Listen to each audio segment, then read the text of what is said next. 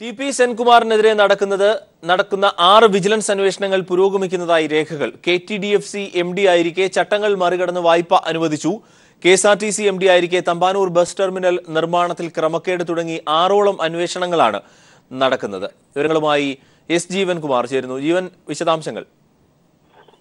അരുൺ, സംസ്ഥാനത്തെ മുതിർന്ന IPS ഉദ്യോഗസ്ഥനും DGP-യുമായ TP. സെൻകുമാറിനെതിരെ 6ഓളം കേസുകളിലാണ് vigilance അന്വേഷണം നടക്കുന്നതായിട്ടുള്ള വിവരമാണ് ഇപ്പോൾ പുറത്തുവരുന്നത്.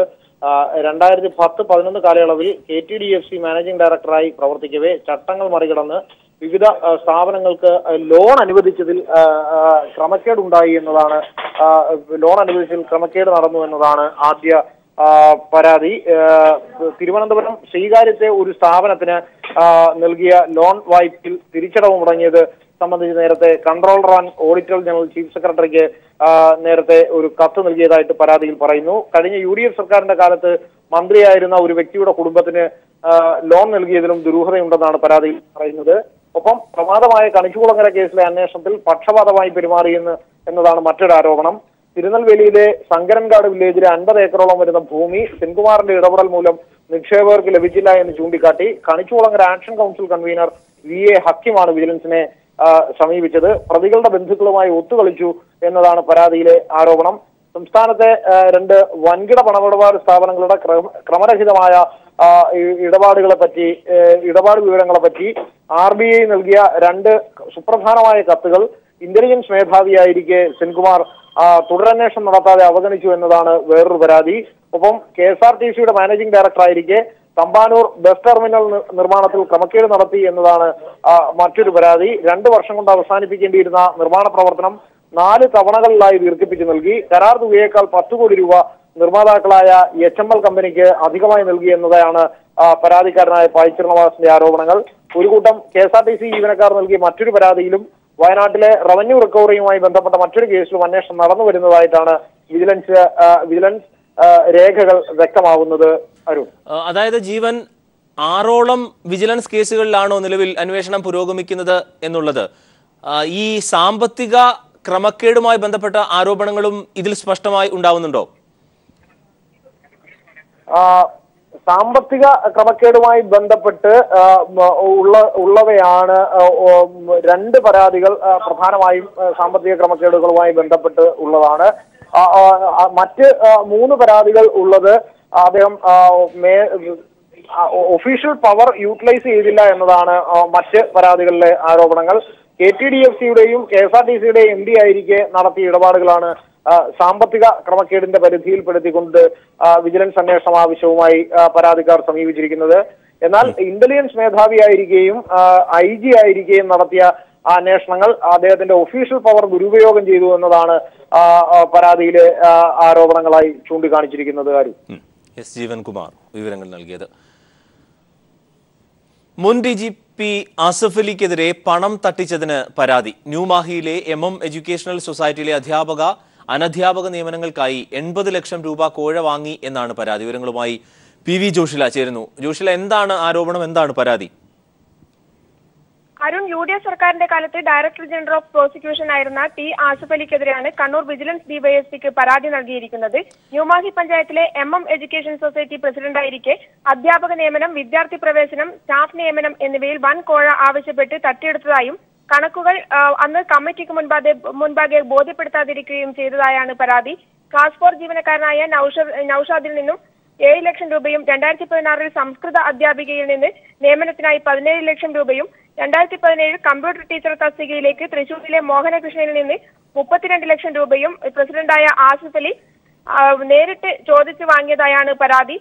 ലാബ് അസിസ്റ്റന്റായി നിയമിച്ച വഹാബിന്റെ കയ്യിൽ നിന്നും 6 ലക്ഷം രൂപയും 2016 ഏപ്രിലിൽ നടന്ന 2 നിയമനങ്ങളിൽ 24 ലക്ഷം രൂപയും ആകെ 87 ലക്ഷം രൂപ മാനേജ്മെന്റ് കമ്മിറ്റിയുടെ പേരിൽ തട്ടിയെടുത്തു എന്നാണ് പരാതി. അതേസമയം തന്നെ +1 മാനേജ്മെന്റ് കോട്ടയിൽ 12 വീതം സീറ്റാണ് സർക്കാർ അനുവദിച്ചത്. ഇത് ഒരു കുട്ടിയിൽ നിന്ന് 25,000 രൂപ വീതം 24 കുട്ടികളിൽ നിന്നും 24 കുട്ടികളിൽ നിന്നും 6 ലക്ഷം രൂപ റെസീറ്റ് പോലും നൽകാതെ കൈവശപ്പെടുത്തിയതായി നേരിട്ടറിയാമെന്നും പരാതിയിൽ പറയുന്നുണ്ട്. സൊസൈറ്റി നേരിട്ട് കെട്ടിട നിർമ്മാണം നടത്തുന്നതായി വ്യാജ തെളിവുണ്ടാക്കി നികുതി വെട്ടിപ്പ് നടത്തിയതായും പ്രസിഡന്റിന്റെ ബിനാമിയായ ചാലക്കുടി സ്വദേശിക്ക് കോൺട്രാക്ട് നൽകിയതായും പരാതിയിൽ പറയുന്നു. പ്രസിഡന്റും ജനറൽ സെക്രട്ടറിയും കോഴ ആവശ്യപ്പെടുന്നതിന്റെ ഫോൺ സംഭാഷണമടക്കം തെളിവായി നൽകിയിട്ടുണ്ട്. കതിരൂർ സ്വദേശിയും അതേസമയം MM educational society managing committee അംഗവുമായ കതിരൂർ മൈലിക്കര സ്വദേശി അബ്ദുറഹിമാണ് പരാതിക്കാരൻ. അതേസമയം തന്നെ നിലവിൽ PTA പ്രസിഡന്റായ നൌഷർ P, അതുപോലെ തന്നെ ഇന്റേണൽ ഓഡിറ്ററായ PK അബ്ദുൾ അസീസ്, മുൻ മാനേജർ M അഷ്റഫ് എന്നിവരും സാക്ഷികളായി രേഖപ്പെടുത്തിക്കൊണ്ടാണ് പരാതി നൽകിയിരിക്കുന്നത്. പരാതി ഇനി എങ്ങനെ മുന്നോട്ട് കൊണ്ടുപോകണം എന്നുള്ളത് തീരുമാനിക്കേണ്ടത് വിജിലൻസ് ഡിവൈഎസ്പി ആണ്. അരുൺ PV ജോഷില വിവരങ്ങൾ നൽകിയത്. People follow up. സെൻകുമാർ കേസിലെ സുപ്രീം കോടതി വിധിയിൽ സർക്കാർ അഡ്വക്കേറ്റ് ജനറലിന്റെ നിയമ ഉപദേശം തേടി. നടപടി നിയമ സെക്രട്ടറിയുടെ നിയമ ഉപദേശപ്രകാരമാണ്. നിയമ സെക്രട്ടറിയുടെ നിർണായക നിയമ ഉപദേശം പീപ്പിൾ TV പുറത്തുവിട്ടിരുന്നു. കഴിഞ്ഞ ദിവസം നിയമ സെക്രട്ടറിയുടെ ശുപാർശ റിപ്പോർട്ട് ചെയ്ത മാധ്യമങ്ങൾ ഇക്കാര്യം മറച്ചുവെച്ചു. സെൻകുമാറിന് പുനർനിയമനം നൽകണം എന്ന സെക്രട്ടറിയുടെ റിപ്പോർട്ട് മാത്രമാണ് മാധ്യമങ്ങൾ പുറത്തുവിട്ടത്. TP സെൻകുമാറിനെ സംസ്ഥാന പോലീസ് മേധാവിയായി തിരികെ നിയമിക്കണമെന്ന സുപ്രീം കോടതി ഉത്തരവിന്മേൽ നിയമ സെക്രട്ടറി നൽകിയ ശുപാർശയുടെ പൂർണ്ണരൂപമാണ് പീപ്പിൾ TV പുറത്തുവിട്ടത്. പുനർനിയമനത്തിന്റെ കാര്യത്തിൽ AGയുടെയും സീനിയർ കൗൺസിൽ ഹരീഷ് സാൽവെയുടെയും നിയമോപദേശം തേടണമെന്ന് ശുപാർശയിൽ വ്യക്തമാക്കുന്നു. ഇതനുസരിച്ചാണ് സർക്കാർ നിയമോപദേശം തേടിയത്. നിയമ സെക്രട്ടറിയുടെ ഉപദേശം അവഗണിച്ചാണ് സർക്കാർ നടപടികളെന്ന പ്രചരണം ഇതോടെ പൊളിയുകയാണ്. സെൻകുമാറിന്റെ നിയമനത്തോട് എതിർപ്പില്ല, എന്നാൽ സീനിയർ കൗൺസിലിനോടും AGയോടും നിയമോപദേശം തേടണമെന്നാണ് നിയമ സെക്രട്ടറി BG ഹരീന്ദ്രനാഥിന്റെ കുറിപ്പ്. സുപ്രീം കോടതി ഉത്തരവനുസരിച്ച് ലോക്നാഥ് ബെഹ്റയെ പോലീസ് മേധാവിയായി നിയമിച്ച ജൂൺ 1 സർക്കാർ ഉത്തരവ് റദ്ദാക്കപ്പെടും. ഇതേ ഉത്തരവിലാണ് വിജിലൻസ് ഡയറക്ടറായി ജേക്കബ് തോമസിനെയും നിയമിച്ചത്. കഴിഞ്ഞ 6 മാസം ജേക്കബ് തോമസ് സ്വീകരിച്ച നടപടികൾ ഇതോടെ നിയമക്കുരുക്കിലാകും. ഈ അവ്യക്തത ഒഴിവാക്കാനാണ് നിയമോപദേശം. അതേസമയം സുപ്രീം കോടതി ഉത്തരവിന്മേൽ സർക്കാർ തുടർ നടപടികൾ ആരംഭിച്ചു. നിയമോപദേശത്തിനായി AGയെ സമീപിച്ചു. AGയുടെ മറുപടിക്ക് ശേഷമായിരിക്കും ഇക്കാര്യത്തിൽ അന്തിമ നടപടികൾ. MR സജേഷ്, തിരുവനന്തപുരം.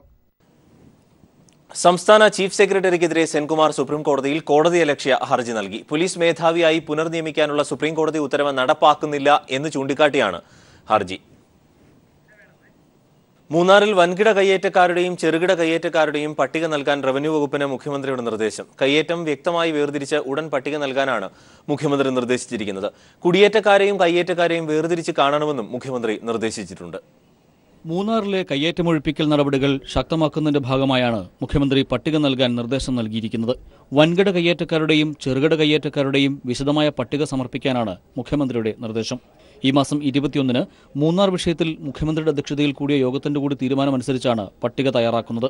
കുടിയേറ്റക്കാരെയും കയ്യേറ്റക്കാരെയും വേർതിരിച്ചുകൊണ്ടാകണം പട്ടിക തയ്യാറാക്കാനെന്നും മുഖ്യമന്ത്രി നിർദ്ദേശം നൽകിയിട്ടുണ്ട്.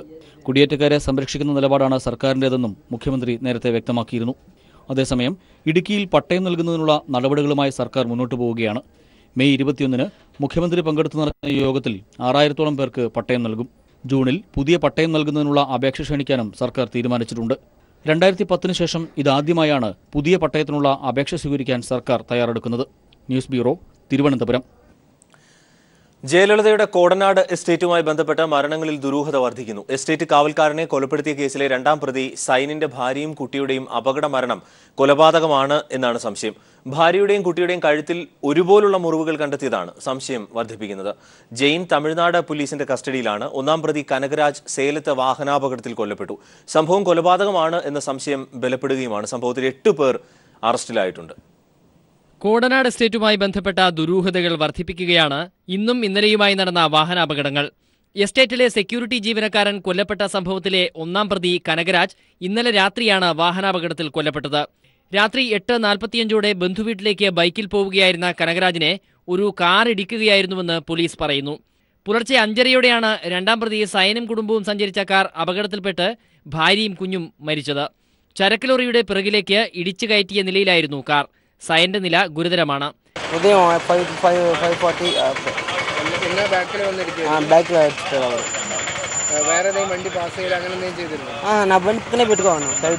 బండి ప్రాబ్లం అయింది. షోరూంలో రెడీ చేసుకోవాలని చెప్పేసి బండి ఆపుకోండి. అది 12 గంటలకు ఆపాము బండి. ఏకజోన 5 గంటలప్పుడు వాళ్ళు యాక్సిడెంట్ అయింది. അടുത്തടുത്ത സമയങ്ങളിൽ നടന്ന ഈ വാഹനാപകടങ്ങൾ യാദൃച്ഛികമല്ല എന്ന സൂചനയാണ് പോലീസ് നൽകുന്നത്. പ്രതികളെ ഇല്ലാതാക്കാൻ ബാഹ്യശക്തികൾ ആരെങ്കിലും പ്രവർത്തിച്ചോ എന്ന സംശയത്തിലാണ് പോലീസ്. ഇക്കഴിഞ്ഞ 24-ാം തീയതിയാണ് കോടനാട് എസ്റ്റേറ്റിൽ സെക്യൂരിറ്റി ജീവനക്കാരൻ കൊല്ലപ്പെട്ട നിലയിൽ കണ്ടെത്തിയത്. എസ്റ്റേറ്റിൽ മോഷണം നടത്താനെത്തിയ കനകരാജ് ഉൾപ്പെട്ട 8-അംഗ സംഘമാണ് ഇതിന് പിന്നിലെന്ന് പിന്നീട് പോലീസ് കണ്ടെത്തി. തൃശൂർ സ്വദേശികളും പിടിയിലായ സംഘത്തിൽപ്പെടുന്നു. തന്റെ ഡ്രൈവറായിരുന്ന കനകരാജിനെ 2012 ജയലളിത പുറത്താക്കിയിരുന്നു.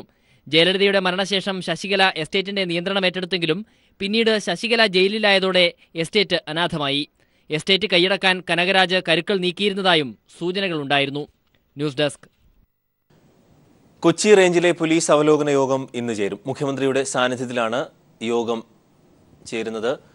SIമാർ മുതൽ SP റാങ്ക് വരെയുള്ള ഉദ്യോഗസ്ഥർ യോഗത്തിൽ പങ്കെടുക്കും. പോലീസിന്റെ പ്രവർത്തനങ്ങൾ വിലയിരുത്താനും സേനയിൽ വരുത്താൻ ഉദ്ദേശിക്കുന്ന പരിഷ്കാരങ്ങളെപ്പറ്റി വിശദീകരിക്കാനുമാണ് മുഖ്യമന്ത്രി യോഗം വിളിച്ചിരിക്കുന്നത്. മുഖ്യമന്ത്രിയുടെ സാന്നിധ്യത്തിൽ റേഞ്ച് അടിസ്ഥാനത്തിൽ നടക്കുന്ന അവസാന യോഗമാണ് കൊച്ചിയിലേത്. മൂന്നാർ വിഷയത്തിൽ രാഷ്ട്രീയ മുതലെടുപ്പ് നടത്താനുള്ള RSS BJP ശ്രമം സംസ്ഥാന സർക്കാരിന്റെ സമയോചിതമായ ഇടപെടൽ മൂലം ഇല്ലാതാക്കിയെന്ന് സ്വാമി ഹിമവൽ ഭദ്രാനന്ദ. കുരിശു പൊളിച്ചത് മുതലാക്കി രാജ്യത്ത് കലാപം സൃഷ്ടിക്കാനായിരുന്നു ഇവരുടെ ശ്രമമെന്നും ഭദ്രാനന്ദ പറഞ്ഞു. മൂന്നാറിൽ കുരിശു പൊളിച്ചതിന്റെ മറവിൽ കലാപം സൃഷ്ടിക്കാനായിരുന്നു RSS BJP ശ്രമം. എന്നാൽ ശക്തമായ ഇടപെടലിലൂടെ സർക്കാർ അതില്ലാതാക്കി. ഇതിനൊരു വർഗീയത അഴിച്ചുവിടാമെന്നൊരു കലാപം ഉണ്ടാക്കാമെന്ന് ഇവർ മുൻകൂട്ടി കണ്ടുകൊണ്ട് ഇവർ മുന്നോട്ട് വരികയും പ്രവർത്തിക്കുകയും ചെയ്തു. പക്ഷേ ആ ഒരു വിഷയത്തിൽ പിണറായി സർക്കാരിൻ്റെ അല്ലെങ്കിൽ പിണറായിയുടെ ഭാഗത്തുനിന്ന് ഇങ്ങനെ ഒരു തിരിച്ചടി വരുമെന്ന് ഈ സംഖ്യകൾ മനസ്സിലാക്കിയില്ല. BJPയെ നിയന്ത്രിക്കുന്നതിൽ 20% പേർ കൊടും അഴിമതിക്കാരാണ്. കുമ്മനം രാജശേഖരൻ അധ്യക്ഷസ്ഥാനത്ത് തുടർന്നാൽ BJPക്ക് കേരളത്തിൽ വൻ തിരിച്ചടിയാകും ഉണ്ടാവുകയെന്നും ഭദ്രാനന്ദ പറഞ്ഞു. പ്രതിപക്ഷ നേതാവ് രമേശ് ചെന്നിത്തല ഖാതറിട്ട സംഖ്യയാണെന്നും ഭദ്രാനന്ദ പറഞ്ഞു.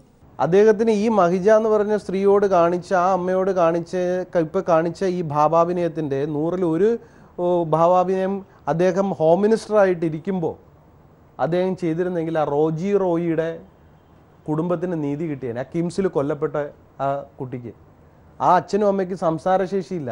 ഒരുപാട് ആൾക്കാർ എൻ്റെ അടുത്ത് പറഞ്ഞു, ഈ രമേശ് നല്ല പൈസ മേടിച്ചിട്ടാണ് ഇത് ചെയ്തതെന്ന് പറഞ്ഞു. സാമൂഹ്യ പ്രവർത്തകനായിരുന്ന തന്റെ മേൽ പോലീസ് മനഃപൂർവ്വം കേസുകൾ കെട്ടിവെക്കുകയാണെന്നും ഭദ്രാനന്ദ ആരോപിച്ചു. തന്നെ കൊലപ്പെടുത്താൻ RSSകാർ ശ്രമിക്കുകയാണ്. കേരളത്തിലെ RSS BJP പ്രവർത്തകരുടെ കൃത്യവിലോപങ്ങൾക്കെതിരെ കേന്ദ്ര നേതൃത്വത്തിന് പരാതി അയക്കുന്നതാണ് തനിക്കെതിരെയുള്ള വിരോധത്തിന് കാരണമെന്നും ഹിമോൽ ഭദ്രാനന്ദ വ്യക്തമാക്കി. News bureau, Thiruvananthapuram.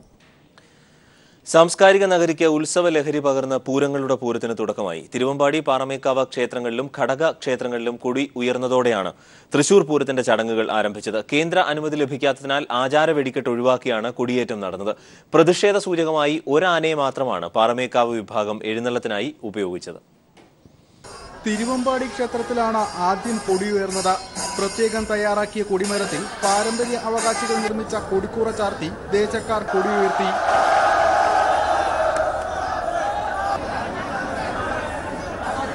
തുടർന്ന് പാറമേക്കാവിൽ വലിയ പാണിക്ക് ശേഷം നടന്ന എഴുന്നള്ളത്തോടെ സിംഹമുദ്രയുള്ള കൊടിയുയർന്നു.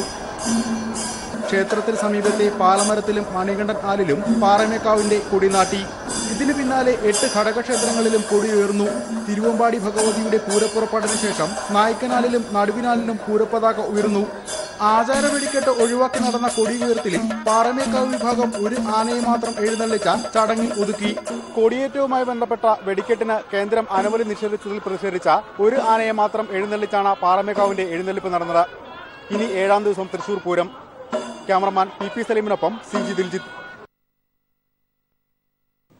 വരൾച്ച കടുത്തതോടെ ജല ദൗർലഭ്യത്താൽ വലയുകയാണ് കർഷകരും. എന്നാൽ ജലസേചനത്തിനുള്ള ജലം പാഴാക്കാതെ എങ്ങനെ പുനരുപയോഗിക്കാം എന്ന ആശയം മുന്നോട്ട് വെച്ച് കർഷകർക്ക് പ്രതീക്ഷ നൽകുകയാണ് തിരുവനന്തപുരം നഗരസഭ. അതികഠിനമായ വരൾച്ചയിൽ ജലദൗർലഭ്യമാണ് ജനങ്ങളെ വലയ്ക്കുന്നത്. ജലാശയങ്ങൾ വറ്റിവരണ്ടതോടെ കർഷകരും ആത്മഹത്യയുടെ വക്കിലാണ്. എന്നാൽ ഈ ഘട്ടത്തിൽ കർഷകർക്ക് പുതുജീവൻ നൽകുന്ന ജലപുനരുപയോഗമാണ് തിരുവനന്തപുരം നഗരസഭ മുന്നോട്ട് വയ്ക്കുന്നത്.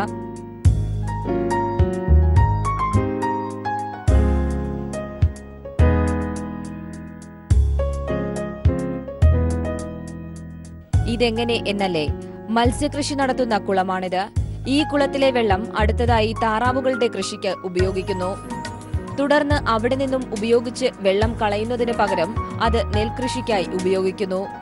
കൃഷിവകുപ്പ് ഡെപ്യൂട്ടി ഡയറക്ടർ ജയശ്രീ, ജലസേചനത്തിന് ഉപയോഗിക്കുന്ന വെള്ളം തന്നെ നമുക്ക് ഏറ്റവും എഫിഷ്യൻ്റായിട്ട്, പരമാവധി എഫിഷ്യൻ്റായിട്ട് ഉപയോഗിക്കാൻ കഴിയും.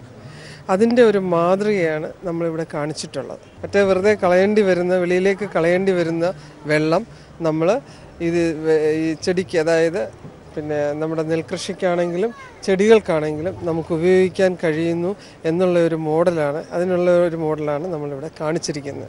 കൃഷിക്കായി ഉപയോഗിക്കുന്ന വെള്ളത്തിന്റെ ദുരുപയോഗവും ഇത് തടയുന്നു. ഇത് നഗരസഭയുടെ ഒരു ഡെമോൺസ്ട്രേഷൻ മാത്രമാണ്. എന്നാൽ ഇത് മാതൃകയാക്കിയാൽ വരൾച്ചയിൽ ജീവിതം വഴിമുട്ടിയ കർഷകന് അത് പ്രതീക്ഷയുടെ നാമ്പുകൂടിയാകും. News bureau, Thiruvananthapuram. അക്ഷയ തൃതീയ ദിനത്തിൽ വൻ തിരക്കാണ് മലബാർ ഗോൾഡ് ആൻഡ് ഡയമണ്ട്സിൽ അനുഭവപ്പെട്ടത്. ആകർഷകമായ ആനുകൂല്യങ്ങളാണ് ഉപഭോക്താക്കൾക്കായി മലബാർ ഗോൾഡ് ഒരുക്കിയത്. പരമ്പരാഗതവും പുതുതലമുറ ആഭരണ സങ്കല്പങ്ങൾക്ക് അനുയോജ്യമായതുമായ പുത്തൻ കളക്ഷനാണ് അക്ഷയ തൃതീയ ദിനത്തിന്റെ ഭാഗമായി കഴിഞ്ഞ 2 ദിവസമായി ഒരുക്കിയത്. ചങ്ങനാശ്ശേരി അതിരൂപത സഹായമെത്രാൻ മാർ തോമസ് തറയിലിന് കൊല്ലം അയൂർ അബൂരി ഫെറോനകളുടെ നേതൃത്വത്തിൽ തെക്കൻ മേഖലയുടെ സ്വീകരണം നൽകി. തിരുവനന്തപുരം ലൂർദ് ഫെറോനയിൽ നടന്ന സ്വീകരണ ചടങ്ങ് ധനകാര്യമന്ത്രി തോമസ് ഐസക് ഉദ്ഘാടനം ചെയ്തു. Mayor V K Prashanth, arch ബിഷപ്പുമാരായ മാർ ജോസഫ് പെരുന്തോട്ടം, മാർ ക്ലിമീസ് കത്തോലിക്ക ബാവ, ഡോക്ടർ എം സൂസിപ്പാക്യം എന്നിവർ പങ്കെടുത്തു. പുനർജനി ചാരിറ്റബിൾ ട്രസ്റ്റ് സ്ഥാപകൻ ജോൺസ് കെ മംഗലം രചിച്ച ആരോഗ്യത്തിന് ഹാനികരം മലയാളിയുടെ ആസക്തികൾ എന്ന പുസ്തകം തൃശൂരിൽ പുറത്തിറങ്ങി. കൈരളി TV മാനേജിംഗ് ഡയറക്ടറും മുഖ്യമന്ത്രിയുടെ മാധ്യമ ഉപദേഷ്ടാവുമായ ജോൺ ബ്രിട്ടാസാണ് പുസ്തകത്തിന്റെ പ്രകാശനം നിർവഹിച്ചത്. കേരള സമൂഹത്തെ ബാധിച്ചിരിക്കുന്ന ആസക്തികളെയും ലഹരികളെയും തുറന്നുകാട്ടുന്ന പുസ്തകം DC ബുക്സ് ആണ് പ്രസിദ്ധീകരിച്ചത്.